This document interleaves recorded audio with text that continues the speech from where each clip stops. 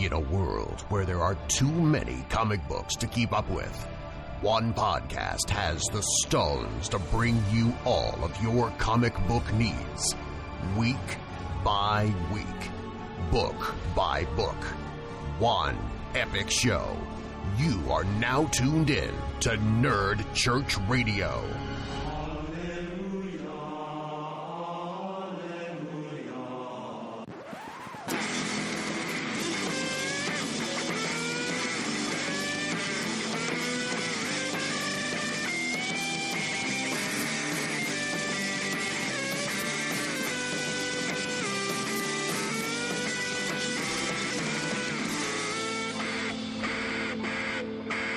Hello and welcome to episode number 1 of Nerd Church Radio. We're calling this Communion, where we are going to cover the monthly releases for DC Comics.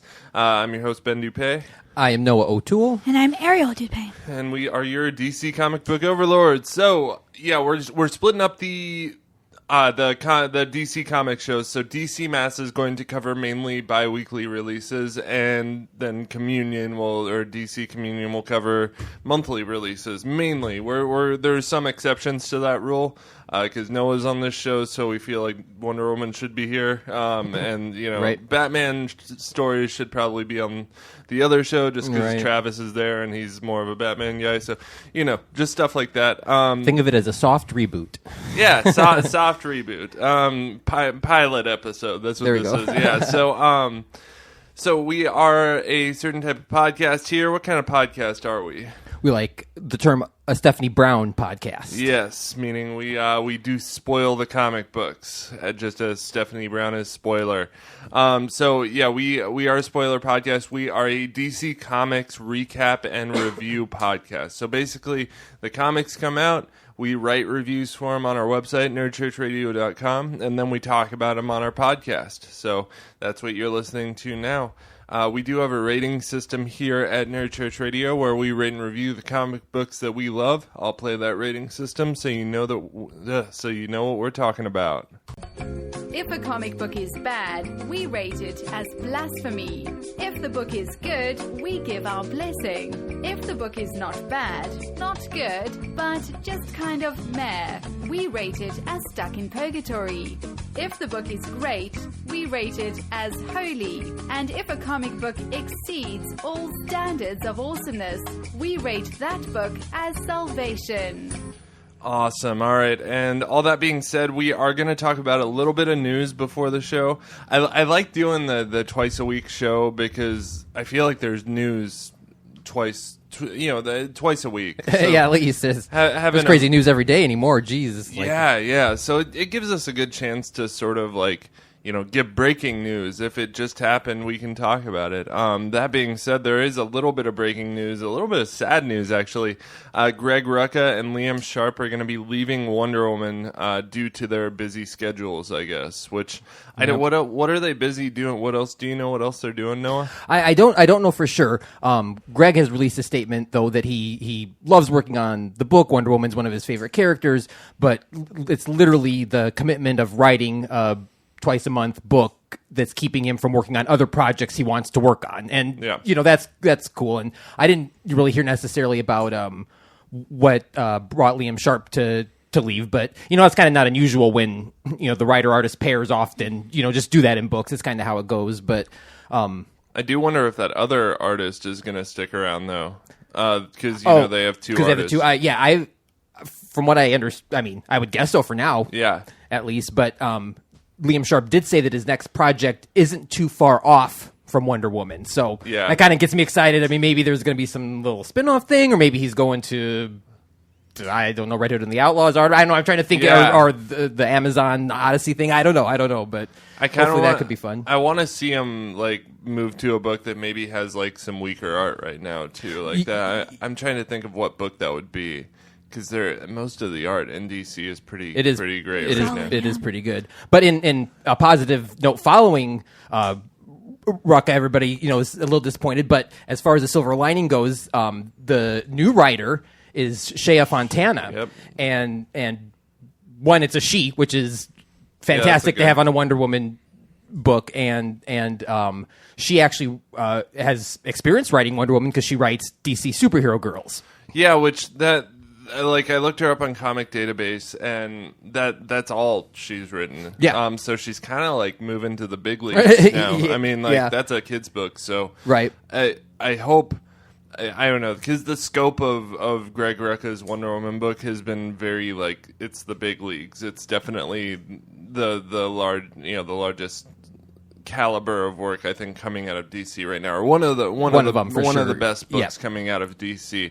So I think taking a writer who's only written for a children's book and thrown her, that's a tough act to follow. So I hope for the best. I really want it to work. But that's, I mean, it's interesting you say that, because I mean that's 100% true, and I'm trying to be as optimistic as possible. But on the same time, it reminds me of the big mistake they made after Azzarello and Cliff Chang's run on Wonder Woman: The New 52. Mm-hmm. They replaced him with Meredith Finch, and everybody's like, and David Finch, her husband, was going to be on art, and he draws a lot for Justice League, and I'm sure you've seen his art all over the place. But everybody was kind of like, oh, hey, they put a woman on, good, and a husband-wife team, that should be okay. But it was like, well, Meredith Finch hasn't really written anything except those like softcore porn books for Zenoscope, the like Robin Hood, right? And, those kind of sexy girl books, and that's what she wrote for, and I often wonder. I always think to myself, I try to be objective when you review Wonder Woman. But so far they've all been good. Yeah. But trust me, if I had been reviewing when Meredith Finch was writing Wonder Woman, I would not be as generous with my review, because it was not good. It was not good. Yeah. And so that does get me a little worried. But DC Superhero Girls is a long shot from those, Robin Hood and Cinderella book or whatever. So I am trying to stay encouraged. I've never read any of the DC Superheroes. Have you? I know, Ariel, you haven't, huh? No. Have you? Yeah, I've not read the comic book, but I'm a big fan of the show on Cartoon Network. And from what I understand, they mirror each other in feeling and stuff. So okay. Yeah. It just seems that Rucka has such a specific plan of where Wonder Woman was going, especially with the revelation of she never went back to the mascara. Right. So it's going to be interesting how they follow through with that. Yeah, and I do think we'll get all of our answers by issue 25. I mean, I think everything's going to culminate in that, and I think she'll have a clean slate to start forward, but with with the revised origin, or whatever you want to call it. But do you think we're gonna get like immediate answers on his story arc by July when she starts? I do. I think issue 25 will get all the answers, and people are kind of like the story's taking so long, and let's say but I guess I don't really quite see it that way, because I mean we just now got answers on who Superman is, and nobody was complaining about that.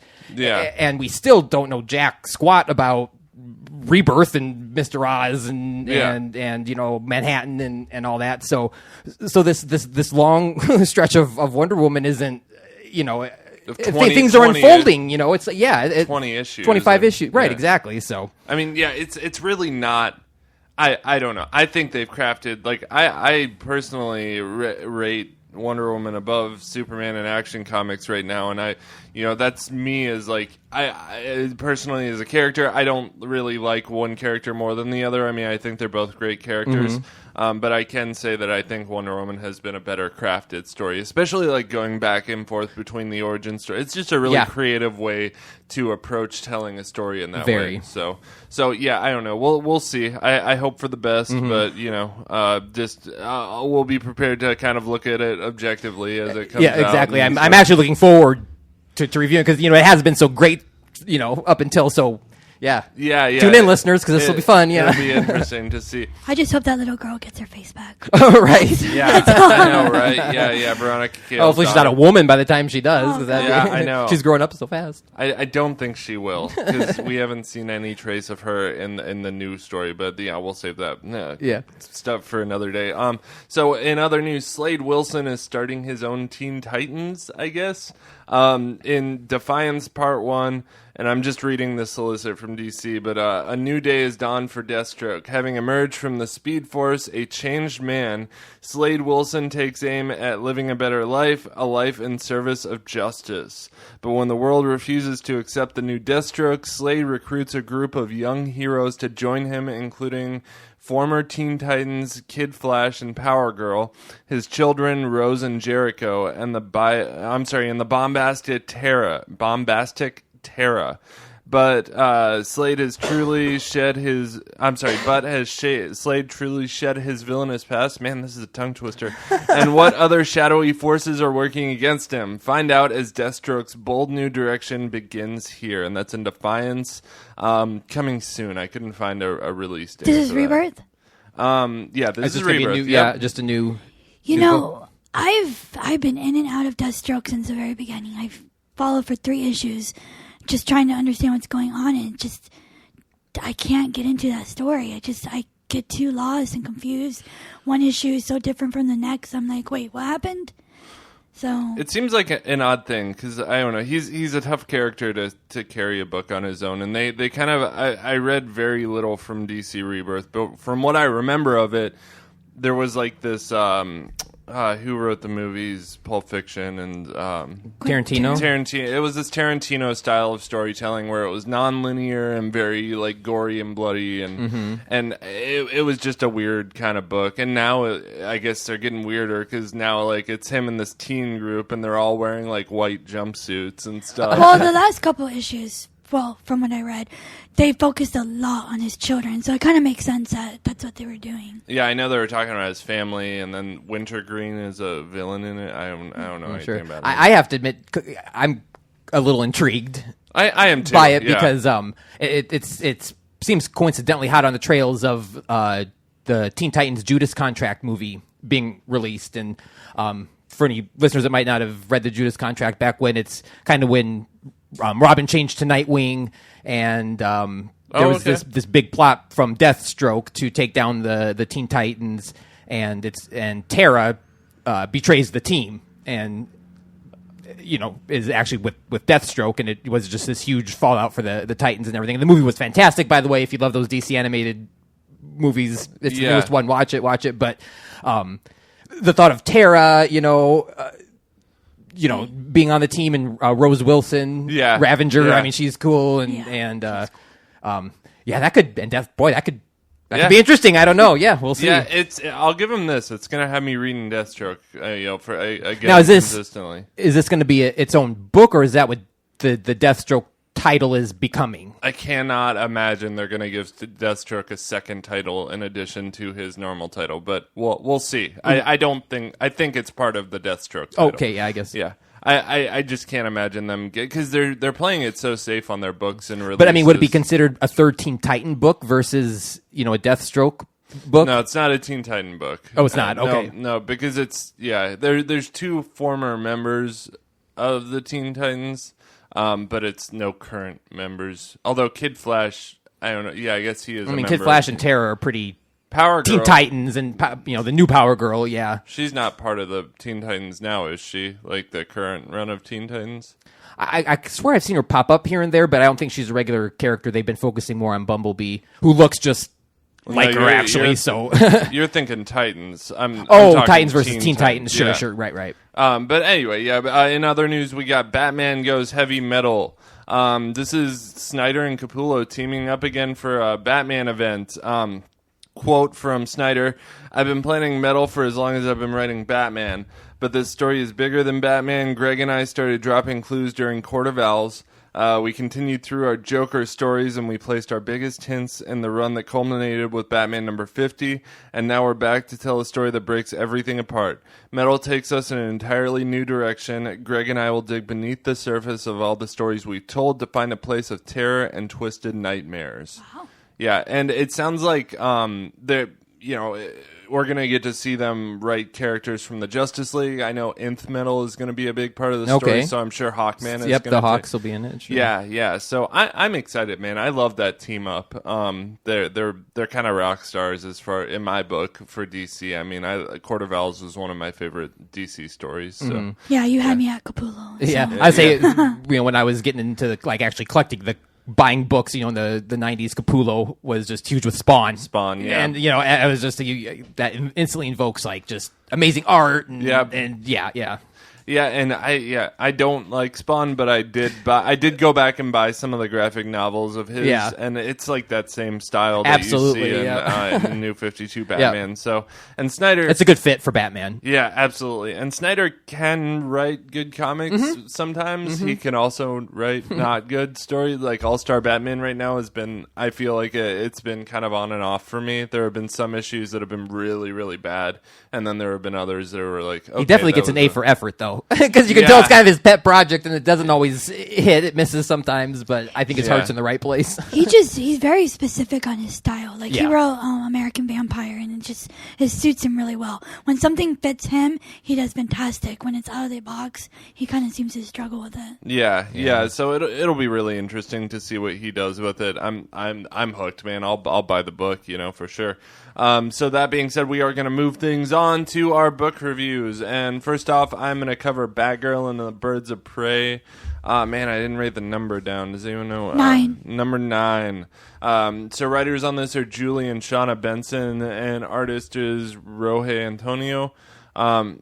So in order to find out how Blackbird is increasing the powers in some of Gotham's most dangerous metahumans, Black Canary goes undercover.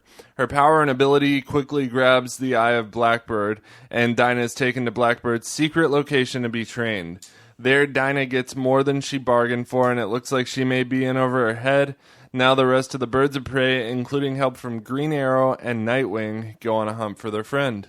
And that's where we leave off, is with Green Arrow and Nightwing, which is hilarious because the guys from DC Mass and I were talking last Saturday, and we were talking about Green Arrow, and we were like, who would be a good team up for Green Arrow? Because we were like, we don't want him to be part of the Justice League again. That just feels like he doesn't need to. And we called this. We were like, man, it would be really cool to have the Birds of Prey team up with Green Arrow. And the next week it happened in the book. So that was really cool. What did y'all think of this issue? I loved it. Yeah. Because when Green Arrow shows up, he's trying to beat up this girl or guy, whatever, to find his girlfriend. And I picture kind of a Batman where is she? Right.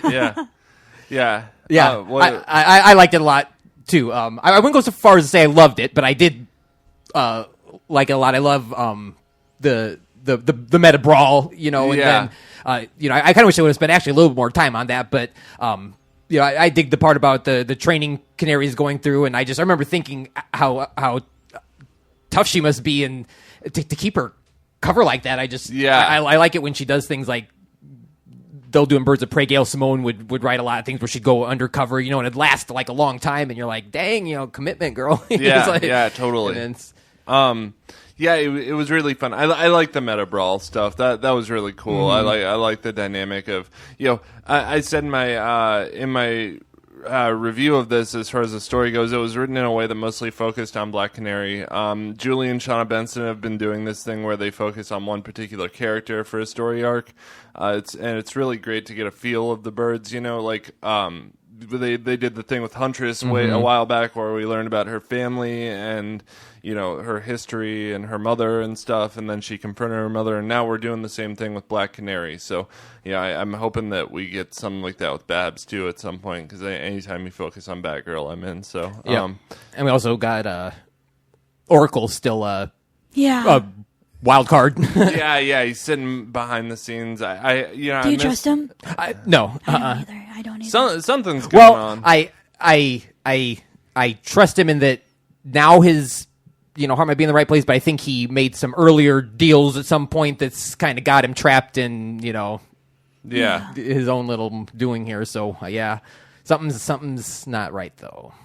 Yeah, I don't know. I don't know if I trust him or not. I think his heart's in the right place. I think there's something that he's going to cause some issues or something like that. Do you guys think he's going to be like a permanent team member after all the dust settles and stuff? It's hard to say. I know it is hard to say. I'll be honest. I kind of hope not. Yeah. Just because I'm not thrilled. I haven't connected with the character as much, and I don't. Maybe after time I would, but I don't know. We haven't really gotten a proper introduction to him, really. I mean, we don't know what his story is, so it'll be interesting to see if Shauna and Julie focus on him a little bit. But for the time being, I like this issue a lot. I gave it a blessing. I think it's a good book. I've always thought it's a good book. It's really fun, so definitely go check it out if you're into Batgirl, Huntress, Black Canary, if you're into that sort of thing. Definitely worth your time. So all that being said, why don't we talk about Red Hood and the Outlaws? All right. Red Hood and the Outlaws number 9, who is Artemis, part 1, Ghosts of the Damned. We have Scott Lobdell as the writer, Dexter Soy as the artist, Veronica Gandini on colors, and Taylor Esposito on letters. Hugh, who is Artemis, Ghosts of the Damned, begins with kind of a crazy twist. The Red Hood and the Outlaws are on their way to Quark, the war-torn country of Quark, which is the same place that the Joker murdered Jason Todd a while back, and he notes that right away. But I love that. The most hilarious part of the whole book was how they got there. And you see this literally piece of crap falling apart, jetliner flying through the air, and the closer you get to it, it's Bizarro flying them in. Yeah. And it's just absolutely hilarious. And, of course, they're flying into hostile airspace, so it's not long before the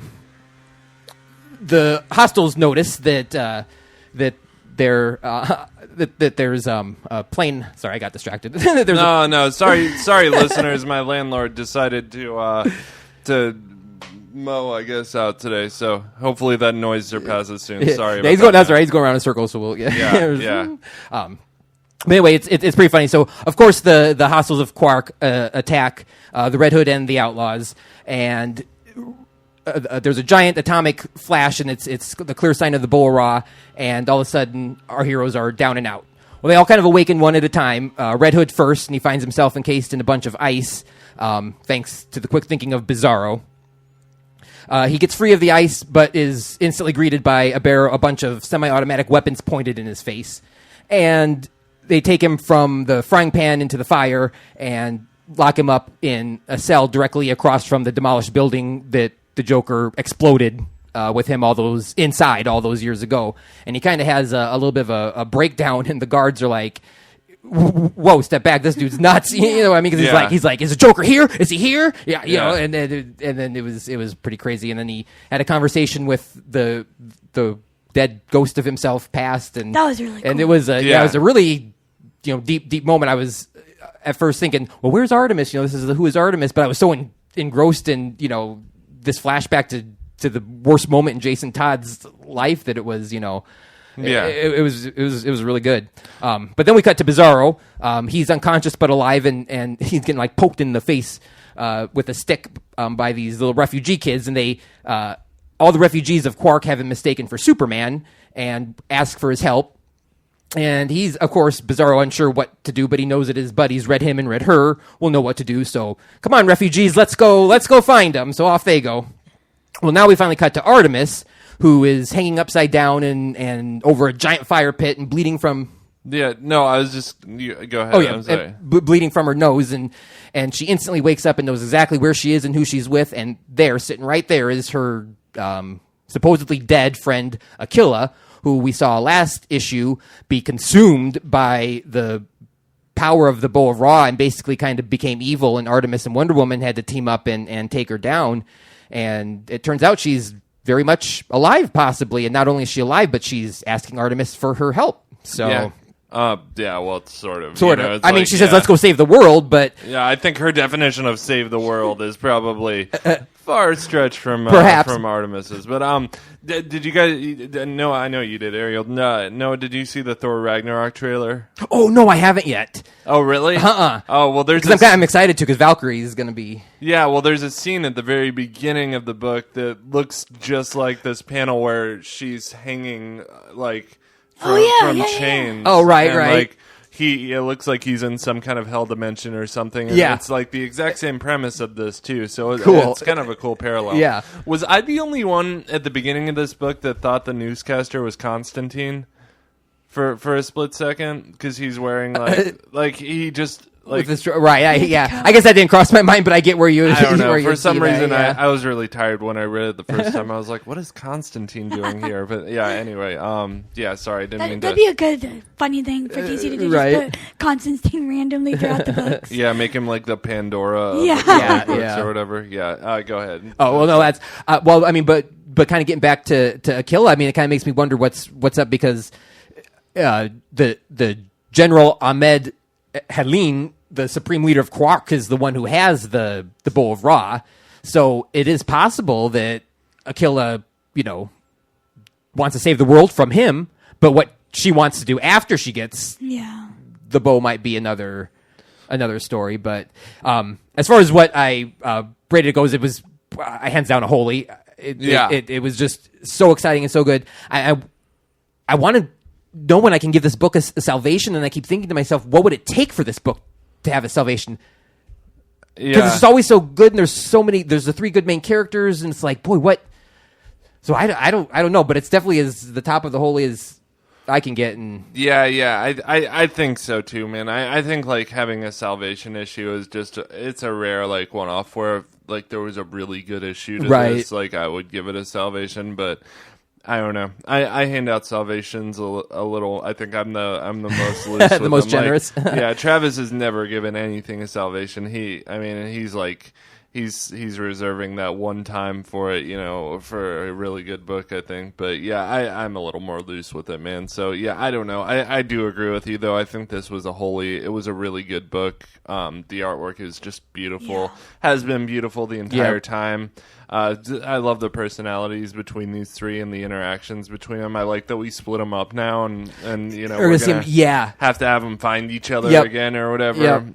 Man, I was a little scared for all those refugees poking Bizarro with a stick. I thought he was gonna pull a Hulk and just smash him. But it's interesting how he's, and I kind of ask myself, is he evolving too quick? But maybe not. I mean, he didn't kill the pilots that attacked him.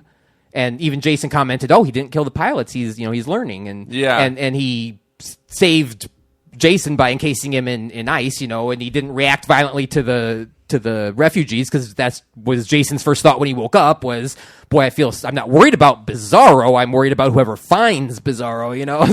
Yeah. And I don't know. I wonder if he's evolving a little bit too quickly as well.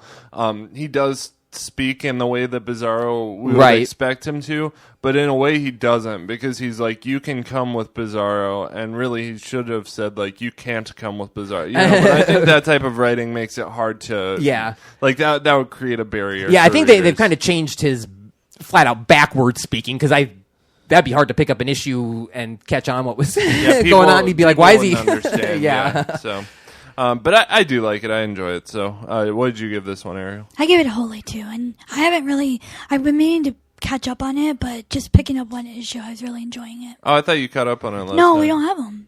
Oh, yeah, no, we don't have the physical copies of these normally. I'm pretty picky about what I buy, so yeah. All right, cool. So we will move things on to why don't we talk about Supergirl? Yes. Okay. Supergirl number 8, written by Steve Orlando, and artist is Matthias Bergara. So there's a lot going on in this issue. Did you guys read it? I did, I did, yes. They took 3 events and tied it into here. Mm-hmm. So first, the Super Cousins are reunited to face Emerald Empress and reconnect with each other. Superman tells Supergirl everything that's happened to him because of Mixopic? Mixopic? That guy? Yep. It's Pitalik, I Can I think. just call him Mixie? Yeah, Yep. Mixie. That's what I call him, is Mixie. Superman then warns Supergirl of an imminent danger heading their way, and he might need help in facing it. Then at the very end, we get trouble at Catco and find out that Batgirl is close behind. So first, last time we saw Emerald Empress was in Justice League vs. Suicide Squad. Yep. I remember her eye was acting up, and she was like, oh, I gotta go investigate this. Yep. So what a coinkydink that she ends up in a Supergirl issue. And she talks about, I tracked Stargirl, but then I found out I was wrong, and now I'm here, and you're really the Saturn one. Girl. Saturn Girl. Yeah. Yeah, and that's been a thing, is she's always trying to track down Saturn Girl, I think, is her, like, that's And then the she Joker to tells her, Batman. Supergirl, but you're the one that I need to find. Supergirl's like, I don't think I've ever met you before. Right. So I think something big's going to happen with that, and we'll be able to see that. Yep. So remember when... So throughout Rebirth, Batman has been kind of getting these small little teams. And for the very first time, we're seeing Superman do the same thing. As I have New Superman 2, and he does the same exact thing where he's like, something's coming, and we need to be prepared. So he's building his own super team, which is really cool to see. And finally, someone besides Batman knows something's coming. Yeah. So it's just someone who's been dying for the Watchmen thing. It's cool to see the build up to that. Right. Yeah, it'll be interesting to see if they can follow that through, because it's a little spread out. Not everyone who's reading all the other stuff is reading Supergirl. So Yeah, and I wrote about that in my review. Supergirl is very easily passable. I think it's forgotten in the mix of everything else. That's great, and I'm really excited to see her get something important in her book too, because I've been loving it, and I think she's going to be a really important character going forward. Yeah, and the artwork in this one was really good too, I thought. See, they got a new artist. It used to be Brian Ching, I think, and I loved his style. So it's not bad art. It's different. Yeah. When it's Some panels were better than others. I can say without a doubt the very last one, of Batgirl, is one of my favorites. I'd almost want that as a poster, just the angle and kind of the anime cool, style of her on the phone and stuff. And it was the definitely thing wrapped more around Archie feeling. Sure. Which It did have a classic feeling to it, and this book kind of had a classic feeling to it a little bit, at times. So. Yeah, so I don't know. I'm sure I'll end up liking it. I love the old art so much, but I gave this one a high blessing. Okay, cool. Yep, and we are not doing highs and lows anymore. We had a listener. I forgot to tell this group. Sorry. I just gave a high holy and you just gave a No, high blessing. yeah, I know. And it's so hard to, because when you think about it, we're rating on like a 1 to 5 scale, so it's so hard. Yeah. But I think I don't know. Yeah, we had someone message us on Twitter, and I was like, oh, okay. Because we were getting into on the other show giving high, holy. And I think it was Right. okay, we should. Right. Yeah. But I do agree with you on this one, though. It's hard for me to go between a blessing and a holy, because you gave it a high blessing, I guess. Yeah. It's hard for me to go between blessing and holy, I guess. Because I don't think it was great. I think it was a fun read, though. It was good. I don't know. I gave it a blessing. Yeah. I mean, I had honestly hoped for just a little bit more exposition with the Emerald Enchantress or whatever Emerald Empress, her name is, Emerald Empress and stuff, and as usual they don't answer any questions. They just throw the character in and you get excited and it's like nope. Yeah. I think I don't think I've ever given this book a holy, and I love it. It's one of my favorites. I think Supergirl as a character and how they made her is kind of immature, and we're hit every week with these really deep stories. So she's such a lighter read that after you read Batman and then you read her, you're like, yeah, I wasn't up to that intensity. So, sure. But it's still good on its own, and for what it is, it's a teenager figuring out her own powers. It's a teenage girl book, and that's a hard sell for any adult reader, I think. But there's something to be said about Supergirl, though, being the most powerful person on the planet. Everybody's Superman, Yeah, but she's younger and metabolizes sunlight faster, and there's an argument to be made that her youth gives her the advantage over Superman, and now that she's stronger. Now they've gone back and said that Batman's figured out that John actually should be the most powerful person on the planet, and for some reason he's not right now. But so a little boy is which that doesn't make sense to me. Half Kryptonian, half human. I was just gonna say that does not make sense to me. But I think Batman would be a little smarter. But I don't know what their reason. I'm sure there was some reasoning behind that. But real quick, do you want to play a game? Yes. All right, what do you got, Ariel? Let me pull it up. We're going to play Who Said It. All right. Ooh. So I have 4 different quotes. From the books this week, Yep. right? So you guess the character and the book. Are you ready to rumble? Yeah. Okay. Hold up. We're just going to rush in there? That's really the plan? Oh man. Shit. Who? I'm trying to think of what the books were this week. So Wait, does this count like also the books on the other show? No, just our books. the Starbucks. Yep. Wasn't that in Batgirl and the Birds of Prey? I think. I want to say Yeah. Like Huntress. Huntress Yeah. from Birds of Prey. It's Kenan and New Superman. That was my second okay. guess, but I didn't pay enough attention to that book. So, all right, what else do we got? It shouldn't take a crisis for cousins to visit each other. That's Oh, Supergirl. Supergirl. I remember that. Yep. But who said was that Superman or Supergirl that said it? It was Superman. That Superman, said it. you got it. Yep. I love that quote, by the way. Yeah. Like, That was good. Yeah. breaking the fourth wall a little bit there. Okay. Sorry, I know you're supposed to let a Wookiee win, but I've never been one to follow the rules. I definitely know that. Yep. Yep. Canary That was Birds of one of Prey, my yep. favorite quotes. Yeah. I love it when they do Star Wars quotes Yeah. in the books. It just felt like one of our war games from simpler times. Artemis and Red Hood and the You Outlaws. got it. Good Yep. job, Noah. Oh, really? Yeah. Okay. Yeah, I wasn't gonna know that one. Hey, So- yeah. Is that it? Yep. Yep. Okay. Cool. I didn't know how many. No, that's good. That's always a fun game.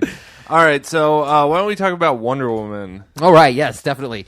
Wonder Woman number 20. So it turns out we're just about 5 issues away from the culmination here. And we're dealing with Godwatch Part 3. Greg Rucka is the writer. Bill Quist Evely is the artist. Romulo Fajardo Jr. is on colors, and Jody Wynn is on letters. Sweet. Previously, in Godwatch Part 2, Phobos and Deimos, the twin sons of Ares, have kidnapped the soul of Veronica Cale's daughter, Izzy, and have demanded that Veronica get them the location of Themyscira, where Ares is being held prisoner from Wonder Woman. It's been 7 years total since Wonder Woman left Themyscira to go to man's world. Veronica's little girl is now 15 years old, but still faceless. Veronica performs an elaborate ritual to summon a deity to help her dispatch Phobos and Deimos, and the deity she calls is Circe. Circe tricks Wonder Woman into helping her bind Phobos and Deimos through this really cool dual thing. Circe gets Wonder Woman to bind her with the lasso, and she recites an ancient incantation, and at the same time, Veronica Cale summons Phobos and Deimos, and bam, they're turned into the Dobermans. Veronica Cale disappears. We think all might be good, but it turns out the soul stone that Izzy's trapped in is cracked, and she's gone. And according to Phobos and Deimos, she is being held prisoner with their father Ares, and the only way to rescue her is to break Ares out as well. And if freeing the god of war is what Veronica Cale needs to do, then freeing the god of war is what she will. Yeah, and that, man, that's crazy. It was crazy. I was not expecting that. Yeah, I did not expect that ended at all. I, as you know, freaking love Circe. Yeah. And I just have, I have said before in different podcasts, when she talks, I just have, Betty Davis in my mind, like, fasten your seatbelt. It's going to be a bumping night, And she's like, they perform this elaborate ritual, and Dr. Cyber's sitting there, and nothing's happening, and then she's like, you just could have picked up the phone, and but it was so great. I love the way she messes with Dr. Cyber too. She pours something on her. She's holds her mouth. Yeah, shut. she holds her mouth shut because she's a hologram, and so she's swatting at her, trying, but yet Circe can hold her mouth shut and stuff. Yeah. But my other favorite part was they needed some stone thing that they got from the Temple of Apollo to summon Circe, and at the very beginning, Cheetah was the one that they sent to steal it and bring it back, and the little fight scene between Wonder Woman and Cheetah was pretty cool. She leaps onto her and grabs her, by her feet, her chest, and like rips it, and they do backflips, and it's pretty cool. But then Dr. Cyber's like, Cheetah dropped this off earlier, or something like that, and she's like, I asked her to stay, but she said she had to, I don't know. Actually, all she did was snarl and cough up a hairball or something. Yeah. That was great. It was great. Dr. Cyber is becoming one of my favorite. Mine too. ever. Oh my gosh! And she went through such that tragedy, being burned alive in that machine, and now she's like so darkly humorous, and it's great. But next month we get God Watch Part 4, Wonder Woman and Veronica Cale on a date, kinda. So that'll be interesting to see. I definitely gave this book a holy. I would have given it a salvation, but Wonder Woman's not the main focus of this book, of this story, of this issue, and I have a hard time giving anything higher than a holy if on a book where the main character is not exactly the focus, but it doesn't make the book any less awesome because it's his storytelling and development of these characters other than Wonder Woman that make her story so compelling, and so I think it's just great, and I cannot wait for the next. I mean, it's bittersweet. I can't wait for the next 5 issues, because I feel like so much is going to wrap up, and so much is getting ready to go down. But at the same time, I don't want it to end. Yeah, I agree. Just real quick aside here, did you see the toy from the movie of Ares? Oh no, Oh, you didn't? Do you want to see it? Yeah, I do. Yeah, I've seen the the figures have had like the little body parts inside. Yeah. Ooh. Yeah, it looks like that's badass. We are going to get the CGI, like, big Ares, but I'm a fan of it. I kind of hoped for that just because, boy, you can't have Ares without just this hulking giant, horned God of War. God of War, yeah. Yeah, no, I agree. So I'm excited for that. I do. I hope they don't spoil it in a trailer. That's always my thing. Is like that. I hated the way they did that with Doomsday. I don't think they will because I think this last trailer we saw is the final. Yep. Is the final one, and they're really making that Danny Houston's character, General whatever his name is.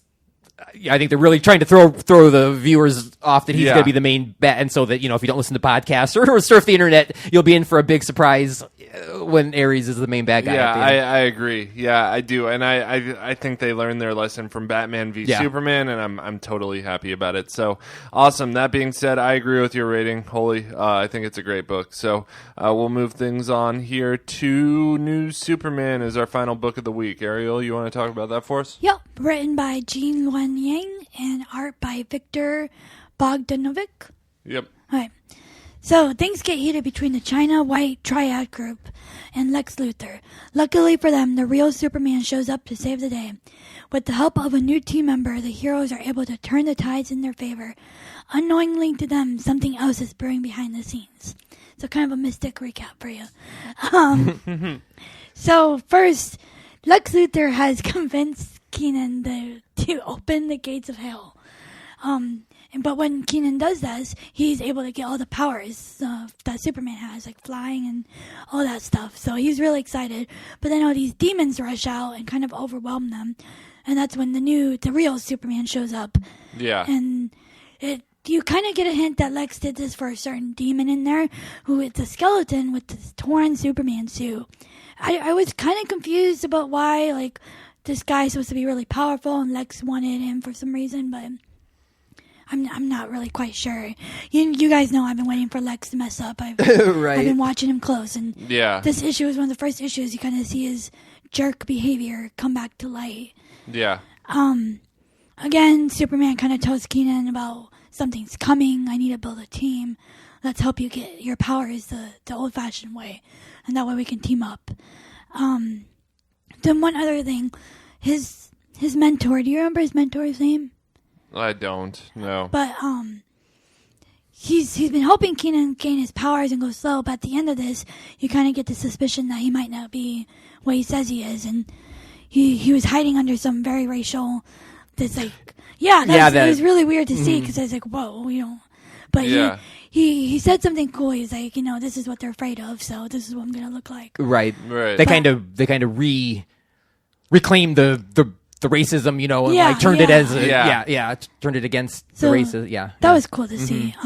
So I gave this one a blessing too, but I'm more excited that Superman's behind the scenes and like I'm building a team. Right. Yeah, I agree, and I like the art in this one a lot. I have since the very beginning. I think it's kind of unique and weird, and but also fun. You know, like there was that panel with Con Keenan and Clark and the yin yang between them. You know, like that just kind of stuff. They don't really explain it or anything. It's just there, and it's kind of cool. Right. Right. Yeah. So. Yeah, I agree. I give it a blessing. Have you been reading this one, Noah? I haven't been reading it, but I read this issue, and I don't have much of an opinion because it's hard to when you just pick up something that's as kind of crazy as that. But the art was beautiful, and I agree that from day one it's always had pretty good art on it because I have read a couple of the old issues. But I would have given it a blessing, but. Take that with a grain of salt that, I just kind of picked it up. But I hope this book stays around because the sales numbers are down for it. So, but I read it really heavily in the beginning, and I really liked it in the beginning, and I kind of fell off the wagon, but I am going to catch up and go back and read all the issues that I didn't read. I'm sure having Superman being such an in-person, is an attempt to raise the numbers on the book, because, bringing a big guest star, Yeah, I agree. The Justice League of China is now in America, so I think we'll be able to see them interact with other heroes more. And they also just got their new Flash, a Flash version. Right. Yeah. Yep. So I think they're trying to make them more dynamic and bring them more into like the other worlds. Mm-hmm. Awesome. Good deal. All right. Well, good job, everyone. This is fun. I think this is going to work out really well. I'm excited to do this every week. So, do you guys have anything else for the listeners today on the books or anything DC Comics related at all? Boy, I don't think so, other than if you're also a video game fan, be sure to check out the internet. They are releasing... Injustice 2 is coming out in just about a month, a little under a month and a half, and we're getting character videos, just showing the moves and things like that.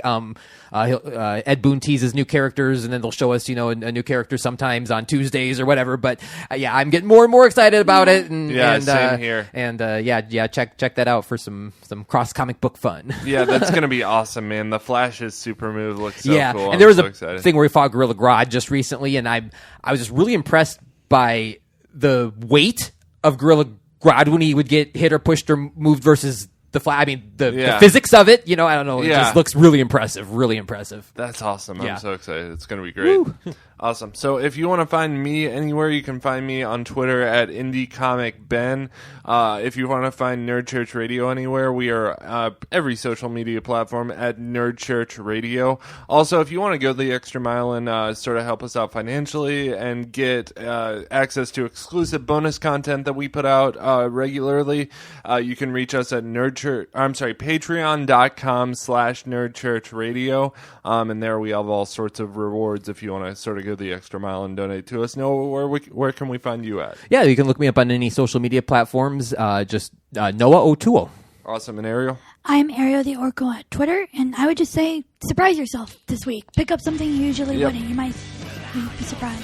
Yeah, my pick of the week was Titans. That was a really good one this week. So, all right, well, that's all we got for you guys. Have a great week. Bye. Bye, everyone.